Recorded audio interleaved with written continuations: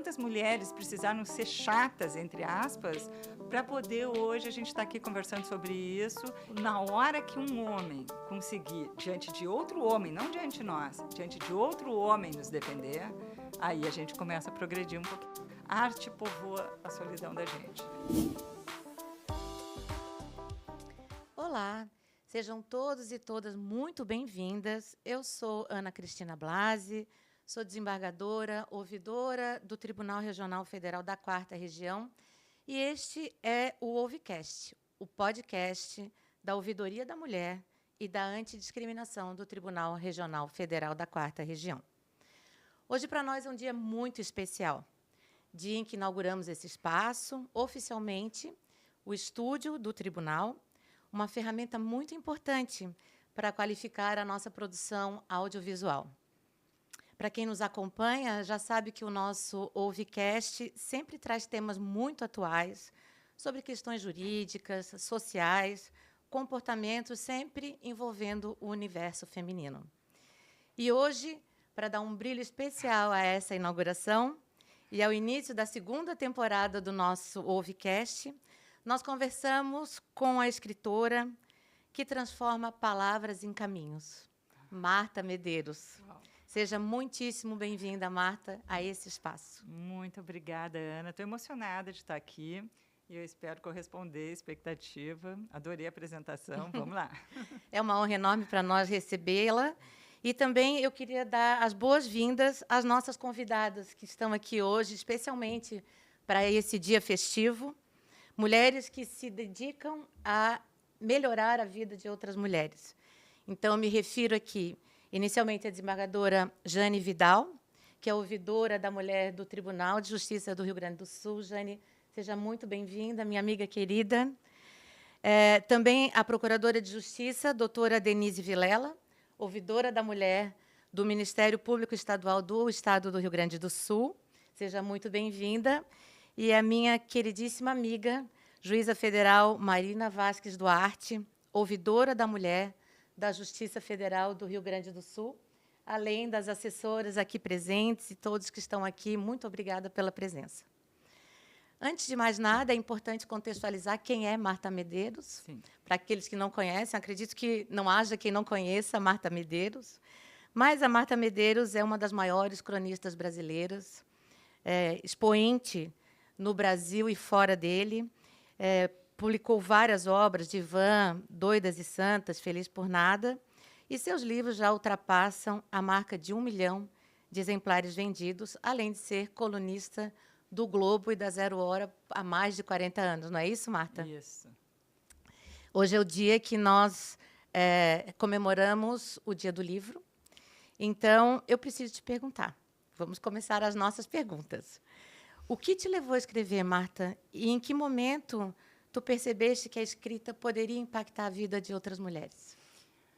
Eu comecei a escrever já bem garota, mas começa junto com a leitura, né? Ninguém começa a escrever sem ler, né? Isso é fundamental. Tanto que, quando me perguntam assim, qual é a condição principal para escrever, é ler. Quem não lê nem começa. Eu já gostava muito de ler quando era garota, né? Tropeçava em livros em casa, o que é muito facilitador quando os pais leem também.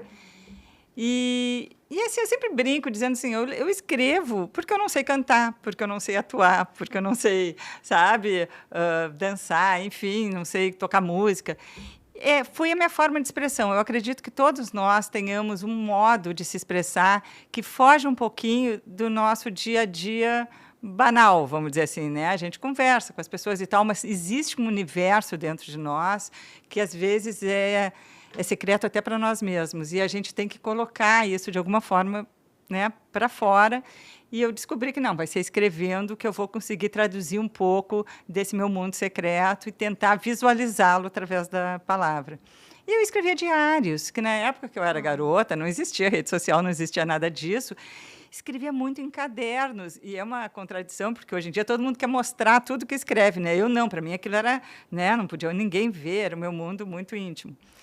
Só que depois eu começo a fazer faculdade, tudo, não tem mais tempo, e aqueles escritos do diário começam a se transformar em poemas. Eu comecei a transformar aquilo em versos. E aí é tudo circunstancial, tu entende? Porque, na verdade, eu não comecei a vida como escritora, eu sabia que isso seria uma utopia, querer ser uma escritora num país que lia tão pouco. E fui para a publicidade, comecei a trabalhar como redatora publicitária, que foi um período longo, até 13, 14 anos, que eu trabalhei em agências. E, paralelo a isso, comecei a escrever meus poemas, comecei a publicá-los, o que já foi também assim uma coisa, conto de fadas, porque poesia se publica muito pouco ainda no país, se lê muito pouco. E, então, começou assim, devagarinho, sem muita pretensão, sem saber onde é que isso ia dar, e olha onde é que deu. Ainda bem que começou, né? Ainda bem. E aí, assim, qual é a tua ideia sobre o papel de transformação social da tua obra, olhando para trás esses 40 anos até aqui, assim, como que tu vês isso? Ana, eu nunca penso isso de uma forma individualizada, assim, sabe? Eu não penso o que mudou. Claro, para mim foi muito importante, né? Porque escrever é um clichê, mas é um processo terapêutico. É um clichê dizer isso, mas é um processo terapêutico.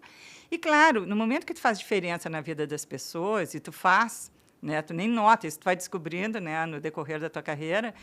Tu está também transformando, né, a sociedade, né? Ainda mais crônica, que está num jornal, que é um veículo popular, que tem muita leitura e tal, mais do que os livros, então tu acaba transformando. Mas eu sempre penso mais na coletividade mesmo, é como é importante tu sair do individual para o macro, né, para a sociedade. Então, saber e entender isso, que o meu exemplo ele não serve só para duas amigas ou para minhas filhas, que aquilo ali serve também para desconhecidos, para pessoas que não têm um microfone, né, ou uma página no jornal onde possam se expressar e que acabam elas te pegam emprestado para serem representativas para elas, né, para a vida delas. Então, isso é muito legal. Mas isso é uma coisa que eu não fico pensando, isso é importante dizer, eu não chego na frente do computador e penso, nossa, agora eu vou fazer diferença porque eu vou tratar desse assunto. Nossa, eu vou agora dialogar com um segmento da sociedade porque é esse assunto que eu vou falar. Não, eu trago um assunto que já está dentro de mim, que eu mesma estou querendo entender um pouquinho mais sobre ele, porque escrever tem isso, tu começa a escrever e não sabe onde é que vai terminar aquele texto. Então, ele realmente é quase uma coisa psicografada. Eu quero, antes de tudo, entender o que eu penso sobre aquilo. E depois, tu generosamente, né, acaba compartilhando, né, com os teus leitores. E é isso, não tem assim, um objetivo ou de militância ou uma coisa muito premeditada. Eu escrevo sobre algo que é muito verdadeiro e que eu penso e que eu sinto, e aí eu torço para que aquilo tenha uma ressonância em quem lê. Eu particularmente acho que essa é a beleza da tua obra, porque o leitor do lado de cá sente essa questão latente, que está sendo gestada de alguma forma dentro de ti e que sai de uma maneira muito natural. E eu tenho a impressão que é por isso que gera essa empatia tão grande no público. Aí eu falo como leitora e como público-alvo, né? Eu particularmente sinto isso. Assim, quando eu leio os teus textos, eu me sinto inserida e como se eu tivesse feito parte da elaboração daquele texto. Talvez como mulher, claro, né? E sentindo as mesmas dores, participando daquela mesma geração. Então, nós compartilhamos as mesmas dúvidas, as mesmas dores. É a magia da identificação, né? É lindo. E se a gente pensar bem, claro que somos todos seres individuais, mas, ao mesmo tempo, a gente tem a mesma história para contar, sabe? Com nuances, né? Com particularidades, cada uma. Mas eu acho que a história de todo ser humano, né, de certa forma, é muito parecido e de nós, mulheres, em especial, muito mais parecido uma com as outras. Com certeza. Né? E, na verdade, isso leva a uma outra questão, que a tua responsabilidade como escritora, no sentido de produzir textos que possam fortalecer a coragem feminina, a autoestima da mulher, né? Todas essas questões que são tão caras para nós e que estão tão vulnerabilizadas hoje em dia, sim, com tanta violência contra a mulher e etc. Né? Então, mas isso é bacana, porque eu nunca fiz isso com objetivo, como eu te falei antes, sabe? Nunca foi assim, eu tenho esse papel, preciso exercê-lo. Não, é simplesmente falando da minha vida. E aí eu mesma vou descobrindo, nossa, como eu tive coragem de fazer isso, sabe? Né? Eu tô com 64 anos, tá? Então, assim, eu comecei a trabalhar com 19 e logo depois fui morar sozinha, numa época que não se morava muito sozinha. Daí fui viajar sozinha. Nós estamos falando de viajar sozinha para a Europa, mochileira, 2 meses com $1.000 no bolso, assim, não era nada, sabe? Eu ia ter que enfrentar, pela primeira vez, nunca tinha saído do Brasil, sem celular, só no telefone, o orelhão. Não, orelhão e uma vez por semana, que era carésimo. Quer dizer, nós não tínhamos as facilidades. Hoje eu olho para trás, e eu tinha o quê? Uns 23 anos. Eu digo, 23 anos, nós estamos falando de 1986, uma mulher viajando sozinha por um continente todo, vários países, de trem, sem medo. Sem medo. Depois, essa viagem, eu digo que funcionou para mim como 30 anos de terapia, porque eu descobri, nossa, meus medos são herdados. São medos que eu ouvi falar que as mulheres têm e que eu achava que eu tinha também.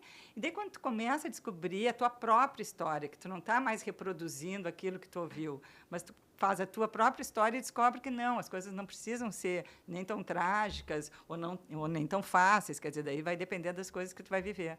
Então, assim, o que eu coloquei? Eu coloquei isso, sabe? Como é que eu fui casar e ser mãe e tudo? O que me movimentou para isso? Se eu realmente estava só repetindo uma coisa que eu achava que todas as mulheres tinham que fazer, ou se aquilo era realmente um sentimento que estava, né, me levando. Então, assim, foi tudo muito verdadeiro. Era como se eu estivesse abrindo aqueles diários meus de adolescente, finalmente abrindo para todo mundo numa página de jornal. É difícil, né? Porque a primeira coisa que a gente tem que fazer quando escreve é perder o pudor. E eu era uma menina com pudores, né? Então, assim, por isso que eu digo, é muito transformador na minha vida pessoal. E aí, aos pouquinhos, é que tu vai vendo como é que isso funciona nos outros. A minha mãe me descobriu através da escrita. Nossa, eu não sabia que tu tinha vivido isso, e que tu teve essa dificuldade, ou, sabe? Minhas amigas íntimas do colégio. Nossa, Marta, a gente nunca tinha te visto assim. Porque, de repente, elas começam a te ver com outro olhar, né? Então, mas o que eu quero dizer é o seguinte, não é uma missão, sabe? Que é uma palavra que todo mundo usa e é tão bonita. Ah, é a tua missão, a tua missão. Não, eu não considero uma missão. Foi a sorte de ser feliz fazendo uma coisa que acabou contribuindo para mim e para os outros. Sabe que isso me leva a uma outra pergunta. Hoje eu acordei e vi no Instagram uma postagem tua que me faz refletir exatamente sobre isso. Quem é a Marta Medeiros? Sobre isso que nós estamos falando, né? Uma postagem belíssima, uma homenagem tua ao pai da tua filha. Das duas filhas, que faleceu há 2 anos. Exatamente. E, assim, uma fotografia lindíssima dele, né? Isso, falando do sorriso. Muito pessoal, né? Assim. Muito pessoal. E te confesso que me emocionou. E eu quero dizer que essa é a tua forma de comunicação, né? E o tanto que atinge positivamente todos aqueles que leem o que tu escreves. Eu fico tão impressionada, porque o que tem ali? Uma postagem super rápida, uma legenda rápida, uma única foto, e é isso. 2 anos atrás, o pai das minhas filhas faleceu, a gente já estava separada há mais de 15 anos, mas nós éramos muito amigos. O que traz ali? Mas nada disso é pré-concebido. Eu entendo. Eu acordei de manhã emocionada, me lembrei dele, e você vai fazer uma homenagem. Eu digo, mas as pessoas não estão mais acostumadas a serem amigas de ex-maridos, por exemplo, sabe? Eu vivi 21 anos com ele. Como é que eu não vou ter carinho para a pessoa que me deu as minhas 2 filhas, sabe? Eu penso igual. Então, assim, eu fico muito impressionada como está todo mundo num espírito bélico, em todos os sentidos. A sociedade está bélica, né? Então, quando alguém vê assim, nossa, uma ex-mulher fazendo homenagem por algumas pessoas comentaram isso, inclusive. Então, eu fico pensando, então é isso aí que eu posso ajudar, mesmo sem, né, fazer isso premeditado. Gente, nós temos que recuperar as coisas básicas que a gente perdeu. Delicadeza, respeito. Quer dizer o quê? Que ele era um maravilhoso, que não tivemos problemas? Gente, é óbvio que era uma relação como qualquer outra, com problemas e tal. Mas se a gente não souber privilegiar o que importa mesmo nas relações humanas, nós estamos perdidos, a sociedade está perdida. Então, é engraçado que, para mim, aquilo ali é absolutamente simples. absolutamente natural. Daí eu vejo os comentários e digo, não, nós temos um problema. As pessoas estão achando isso raro. E quando as pessoas começam a achar o que deveria ser simples, raro, é porque existe aí né, nós estamos com um ruído. Que lindo. Que lindo, porque eu, na verdade, trouxe isso como forma de reafirmar o que tu estavas falando, que nada é premeditado, mas que vem de dentro das tuas entranhas, vamos dizer assim, atinge tão positivamente quem está do lado de cá, né? Eu acho muito incrível lindo o isso. olhar, porque a gente está todo mundo acostumado com conteúdo, é conteúdo, tem né, tem um propósito. Né? E quando o propósito é uma coisa tão simples como uma homenagem, as pessoas, tem alguma coisa errada com isso. Eu digo, não tem, é que a vida precisa disso. Que bom. Vamos falar agora sobre as mulheres que eventualmente tenham vontade de escrever. Qual seria o teu conselho para elas? Assim, como que eu quero começar a escrever? O que eu faço, Marta? Primeira coisa, humildade. A gente pensa assim, qualquer pessoa pode escrever. Por quê? Tu é alfabetizada, sei escrever. Não é qualquer pessoa que pode ser uma atriz, não é qualquer pessoa que pode ser uma cantora, porque daí tu tem que ter um dom, né? Então eu noto isso. Tem pessoas que me escrevem, agora não tem escrito tanto. Marta, eu quero muito escrever meu primeiro livro, eu tenho muita coisa para contar e tal. Eu tenho 17 anos. Aí a primeira coisa que eu disse, 17 anos. Por que escrever agora? O que tem tanto para contar aos 17 anos? A gente tem tanta coisa para viver. Então, o que eu sempre digo? Humildade para ver se realmente a gente tem uma história para contar que vá fazer diferença, que vá acrescentar. Se a gente tem algum talento, e que é uma coisa muito difícil da gente perceber na gente mesmo. Quer dizer, não adianta eu só sei juntar sujeito, verbo e predicado. Eu tenho que ter um molho, eu tenho que ter, agora falando de uma maneira mais informal, um borogodó, alguma coisa que aquele texto seja interessante, seja límpido, ou seja direto, ou seja engraçado. Ele tem que ter alguma característica que vá justificar que tu está contando a tua história através de um texto, e não através de uma pintura, ou através de um... Ler muito, muito, muito, muito. E quando eu digo ler muito, não é ler 5 livros por ano.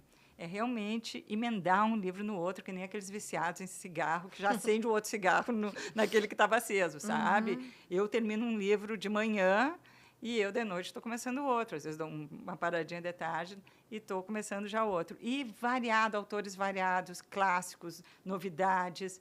Se ainda não tem o hábito da leitura, começar a ler coisas que te interessam particularmente, sabe? Assim, não precisa já saltar para uma coisa muito difícil. Não vai começar a ler, sei lá, Grande Sertão Veredas, com 18 anos, que tu não está acostumado a ler, tu vai ter muita dificuldade. Então, começa a ler dentro do teu universo. Perder o pudor, aquilo que eu estava falando antes, porque se vai escrever tem que ser absolutamente honesta e verdadeira contigo mesma e passar isso para o texto. E, então, tudo isso está ok, consigo fazer isso, daí é fazer. Porque também tem gente que assim, fica esperando a inspiração. Não, eu quero escrever, uma hora vai vir e daí eu vou... Não vai vir. Vai vir tudo errado, vai escrever muito errado antes de escrever certo. Então, começar a treinar é o hábito.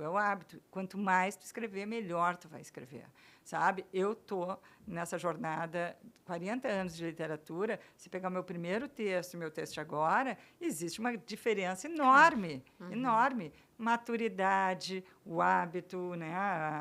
Enfim, toda a familiaridade que a gente ganha com o ofício. Então, comece. Agora, é um mercado muito competitivo, né? As editoras não conseguem absorver tudo que se produz, mas aí temos aí a tecnologia, daí tu faz uma página tua, um perfil teu, começa a botar teu texto e rezar. Eu acho que rezar para que alguém que leia possa te dar aí um caminho para te seguir, uma editora, enfim, né? Porque também a gente tem que contar com a sorte. Muito bom. E, assim, alguma mulher, alguma escritora ou escritor particular que te inspirou, que te levou a esse caminho, assim como inspiração mesmo? Olha, Ana, todo mundo que eu li me emocionou, e aí vai uma lista de milhares, de certa forma, colaboraram para que eu me interessasse pela literatura e quisesse fazer a mesma coisa. Mas tem uma mulher que foi fundamental para mim, que foi a Marina Colasanti. Tá? E por que ela foi fundamental? Eu comecei a ler a Marina Colasanti antes de sonhar em ser escritora. Tá? quer dizer, sonhar eu já sonhava, mas assim, não imaginava que fosse acontecer. Eu estava começando na publicidade e ela escrevia crônicas para revistas femininas, a Cláudia, a Nova, que tinha. E aí ela publicou essas crônicas em livro, coisa que eu faço também. E o primeiro livro que eu li dela era A Nova Mulher e a outra era Mulher Daqui para Frente. Nós estamos falando do início dos anos 80, tá? 80, 81. E eu com 20 anos de idade. Então, ler os livros da Marina abriu um janelão na minha vida, sabe? Mas uma janela enorme. Eu digo, é isso, falava sobre independência, coisas que nós não falávamos. Hoje a gente está toda hora falando sobre isso nas redes sociais, a gente recebe assim uma enxurrada de informações e é maravilhoso que seja assim. Mas naquela época, ou tu recebia isso através de um livro ou através de um artigo, mas era tudo muito espaçado. Sim, sim. Daí tu conseguia, e ter isso reunido num livro é uma coisa impressionante. E eu digo, nossa, é isso. Ela me ajudou a me formatar como mulher antes de me formatar como escritora. Então, eu acho que quando eu comecei a escrever, eu já estava assim contaminada pelas ideias da Mariana Colasanti. Claro, a minha mãe também, mas a minha mãe era uma dona de casa e tal. Ela não estava ali falando toda hora sobre autonomia, independência.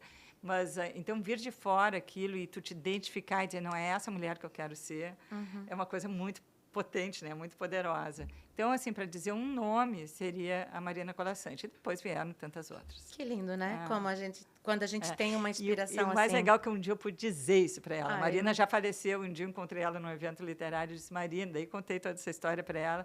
E ela depois me mandou uma carta e tal. É muito legal. Eu acho que eu posso dizer que tu fosse essa pessoa para mim também. Olha só. Algumas pessoas dizem isso e eu fico, nossa, emocionada, porque eu sei como isso é forte. É forte, é forte. Então, eu te agradeço como pessoa física aqui, né? Não como nada disso, mas como pessoa física, os teus textos. Tanto é, eu tenho 2 filhas também, que quando eu disse que eu estava muito emocionada com tudo isso que aconteceu hoje aqui, eu falei, lembra, filha? Ela, claro, mamãe, lógico, a Marta que tu sempre falaste para nós. Então, assim, para mim é um momento de júbilo estar aqui na tua frente hoje, de verdade. Ai, obrigada. De verdade. Obrigada. Vamos falar um pouquinho sobre a violência contra a mulher, que é um tema que nós aqui no tribunal temos tratado muito na ouvidoria, né? Uma atenção muito grande com o aumento do número de feminicídios no Rio Grande do Sul, especialmente, no Brasil todo. E eu vi recentemente um post teu falando sobre o livro da Gisele Pelicot, que eu também já li. Sim. E anteontem, eu estava vendo que a CNN inglesa descobriu uma plataforma de homens fazendo exatamente o que o ex-marido dela fazia, que é dopar as suas mulheres para serem estupradas. Assim, o mundo está realmente doente, né? Então, é um tema que nos preocupa demais. O tribunal tem estado assim muito alerta no cuidado das nossas servidoras terceirizadas, magistradas. Então, eu queria conversar um pouquinho contigo sobre esse tema que nos é tão caro e, ao mesmo tempo, tão difícil. Enfim. Ana, claro, eu não sou uma especialista no assunto, mas quando eu penso a respeito, a primeira coisa que me vem é assim, isso tudo é resultado de medo. Medo. Os homens perderam muito com os avanços femininos que têm vindo. Eles não entendem que isso é bom para eles também, que é bom para a sociedade como um todo. A gente não está lutando pelos nossos direitos só, a gente está lutando por uma sociedade mais igualitária, que vai ser bom para todos, para homens, para mulheres, para a sociedade como um todo. Mas o que eles enxergam, em função de toda uma hegemonia secular masculina, é que eles perderam poder, perderam privilégios e não sabem mais qual o seu papel, né, como cidadãos. Então, eles não... então, para que eu sirvo? Né? Se uma mulher ela é independente, se ela é autônoma, se ela pode escolher, se ela pode decidir se ela quer ter filho ou não, se ela pode decidir se ela quer casar ou não. Então, qual é o meu papel? Então, eu acho que isso é, na verdade, uma grande reação desesperada masculina que ainda enxerga a mulher como posse e que não sabe como agir para se sentir valorizado. Não sabe onde buscar valorização que não seja na sua opressão, que ele já estava acostumado. Né? Eu, o chefe da casa, eu, o provedor, eu que mando, eu que decido. E agora que ele não decide sozinho, que ele não manda sozinho, que agora ele tem que repartir, né, esse poder, ele fica se sentindo amputado, né? E aí a reação é aquela ancestral primitiva, que é a da violência, né, que é o linguagem que ele conhece. Então, assim, muitas coisas precisam ser feitas, né, para que a gente mude isso. Eu já sou aquela que acredito que algumas coisas é difícil mudar agora, mas tem coisas fundamentais, que é educação de meninos, por exemplo. Tá? Educação de meninos e meninas. Depois eu entro na questão das meninas. Tem uma garota que se chama Marina Esperança. Eu não vou agora saber dizer o livro que ela publicou. É que mudou de livro. Ela mudou de editora e mudou de livro. Agora mudou até para um título pior, que é Chega de Frescura, mas antes era Educação de Meninos, era alguma coisa assim. Mas pelo nome dela é fácil localizar, Marina Esperança. Ela faz um trabalho espetacular de como é que é educar meninos hoje.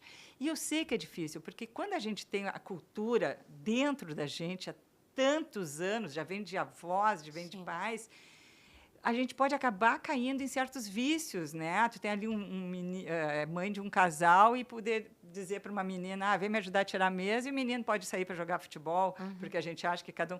Tu fazia isso no automático, sem pensar, sabe? Então, assim, nós temos que prestar muita atenção de como é que a gente está educando meninas e meninos.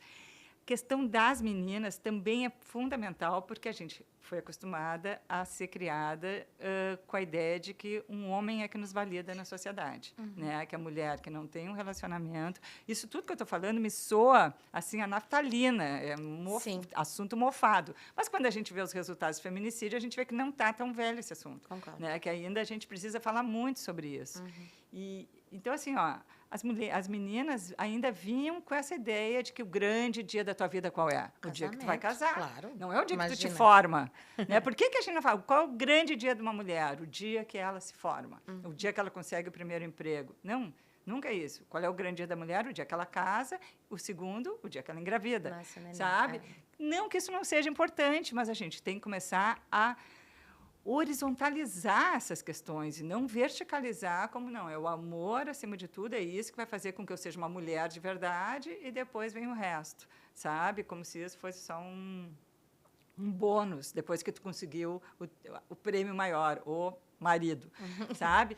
Então, assim, mudança de mentalidade, é por aí que a gente vai fazer. E é uma coisa que não é de um dia para o outro, às vezes não é nem de uma geração para outra, às vezes precisa 2 gerações, 3 gerações, mas nós temos que bater nessa tecla. E todo mundo diz, mas esse assunto já está chato, né? Só se fala nisso. Eu digo, gente, se a gente não falasse só nisso, se a gente não fosse chata, a gente não ia votar. Né? Se as sufragistas não fossem chatas, nós não votaríamos. Sim. Então, assim, quantas mulheres precisaram ser chatas, entre aspas, para poder, hoje, a gente estar aqui conversando sobre isso e poder começar a naturalizar a nossa independência, a nossa vontade, a não obrigatoriedade de ter filho ou de casar e continuar sendo mulheres respeitadas, independente das nossas escolhas. Então, assim, é fácil? Nem um pouco. Mas eu acho que toda a questão do feminicídio passa por aí. Claro que nós temos que falar sobre leis, sobre não pode haver impunidade, né? Nós já conseguimos. Olha o tempo que levou para que se deixasse de dizer que se podia matar em nome da honra. Sim. Isso foi muito recente. É ontem, né? Recente. Imagina, o homem podia matar em nome da honra. Então, assim, tem que ser muito chato e muito insistente. Obrigada por insistir, como eu digo, né? Nós temos que lembrar disso. Quando a gente vê alguém achar que uma mulher está sendo chata falando nisso, não. Obrigada por insistir, porque nós temos que mudar a nossa cabeça. Eu tenho dito que nós estamos vivendo um momento histórico, em vários aspectos, né? A revolução da inteligência artificial, enfim, Sim. mas também em relação a essas questões ligadas às mulheres.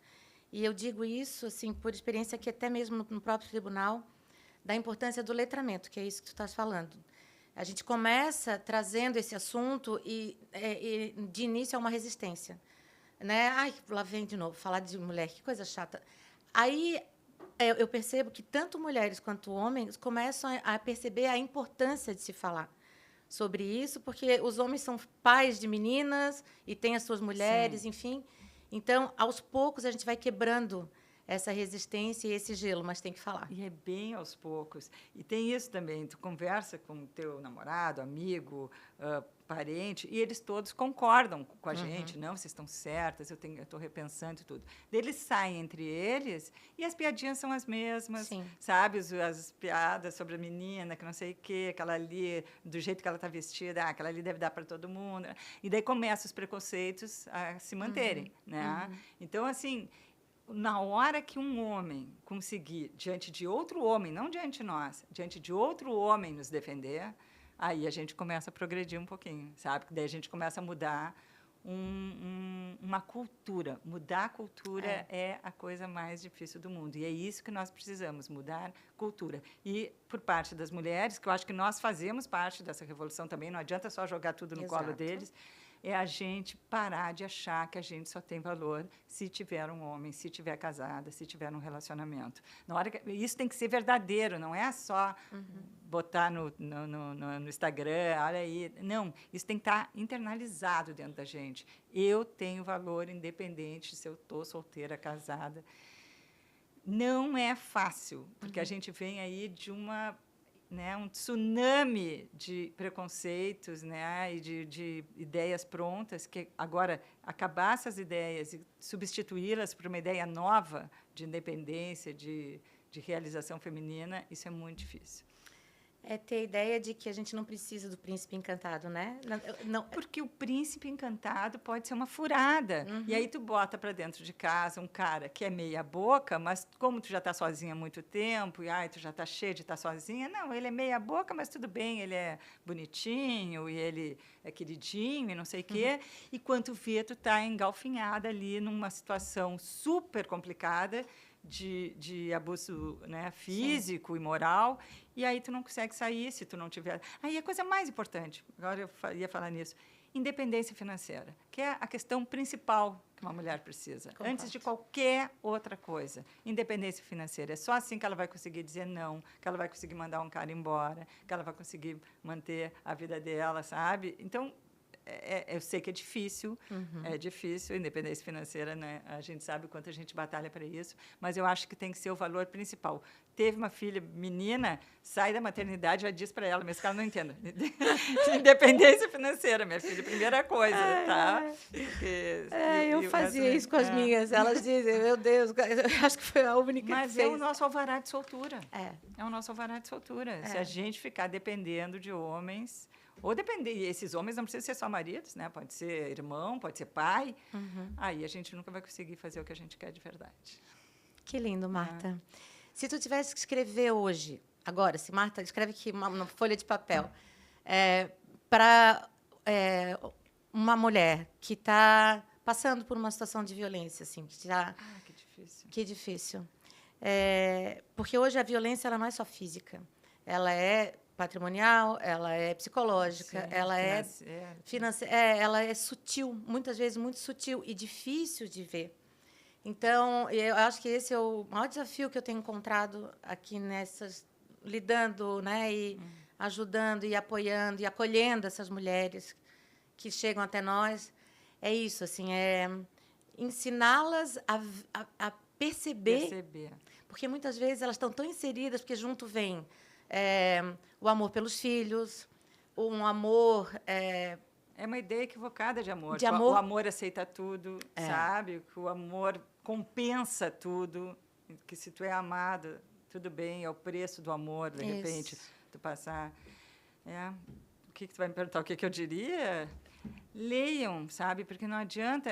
Não existe uma palavra que vai dar um clique, sabe? Isso tudo é uma construção, sabe? Eu ia dizer para lerem autoras femininas, não a mim, até não me acho a mais ativista de todas, mas tem tantas mulheres, né, que a gente pode, desde Djamila Ribeiro, várias questões, porque tudo isso está intercalado também, né? Questões de racismo e tudo. Então, assim, leiam para descobrir como é que é a sociedade hoje. Ela mudou, não é mais a sociedade de antigamente, te descobre nessa nova sociedade. E eu acho que a leitura te traz uma visão mais expandida, sabe, de quem a gente tira a gente da bolha. tira daquela bolha que a gente está acostumada e que se autodefende, né? Então, tu está sempre lidando com as mesmas colegas do colégio, as pessoas que tu conheceu no clube, ou mesmo na área de trabalho, que são geralmente pessoas que têm uma vivência muito parecida com a tua.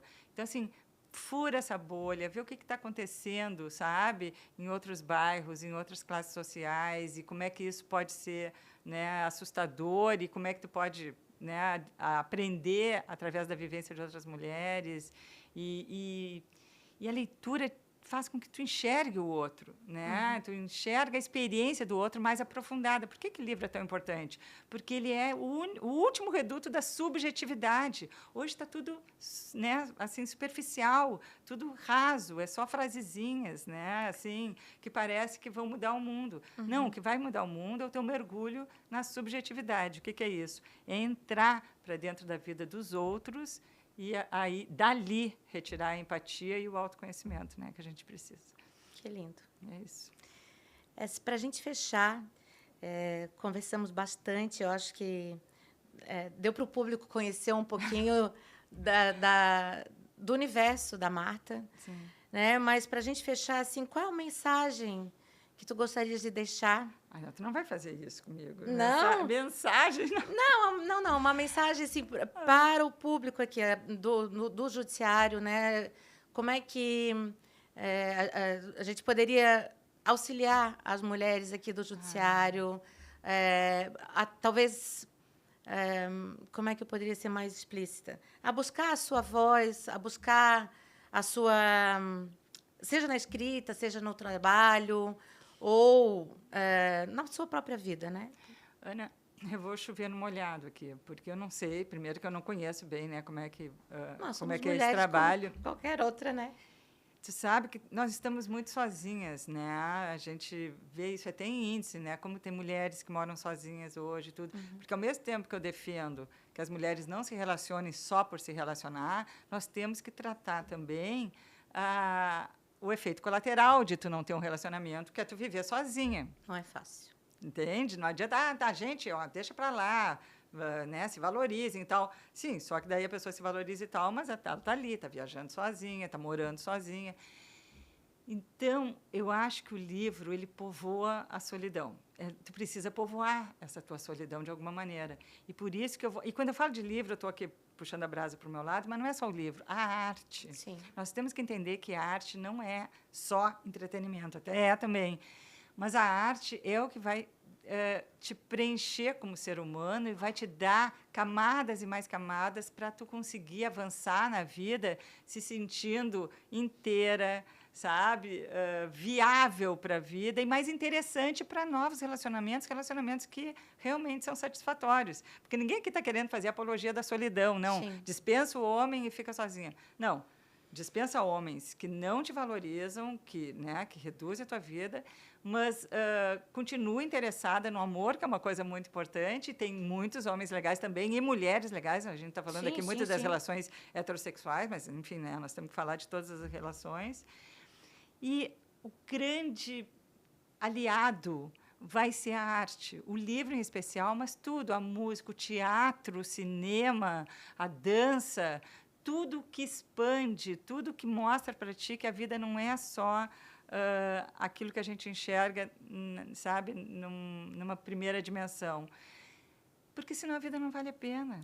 É tudo tão curto aqui. E mesmo que isso não vá gerar uma mulher mais interessante, mais preparada para se relacionar com o mundo, ela vai te dar prazer. A arte te dá prazer, ela te preenche. Então, eu digo assim, a arte povoa a solidão da gente. A gente vai ter que passar por um grande período de solidão até poder fazer essa guinada. Cada vez vai ter mulheres mais sozinhas. E, muitas vezes, isso gera depressão, isso gera baixa produtividade. Então, a gente tem que cuidar os dois lados. Salvar as mulheres de relacionamentos ruins, mas salvar o relacionamento bom com ela mesma, sabe? E eu acho que o grande companheiro de uma mulher, o grande amor de uma mulher, além dos amigos, naturalmente, que isso é uma questão muito profunda, é a arte. Ela não se sente tão sozinha. E Tá aí ganham a gás. mensagem. Virou uma mensagem, eu não sou boa nisso. A arte povoa a solidão da solidão, gente, é entre isso. aspas. Maravilhoso, Marta. Maravilhoso. isso. Eu sabia que tu ia deixar uma mensagem pra gente. Aqui improvisei. E foi lindíssimo. Eu agradeço imensamente a tua presença. Imagina, eu Imensamente, que agradeço, do foi um ponto de vista privilégio. institucional, mas pessoal meu. Eu já disse várias vezes que eu estou emocionada de estar aqui diante de Ana, ti. querida, muito obrigada. E é verdadeiro. E convido todos aos próximos episódios do nosso Ouvicast. Agradeço a presença das nossas convidadas. E, mais uma vez, até o próximo episódio aqui no Ouvicast da Ouvidoria do Tribunal Regional Federal da 4ª Região. Obrigada a todos.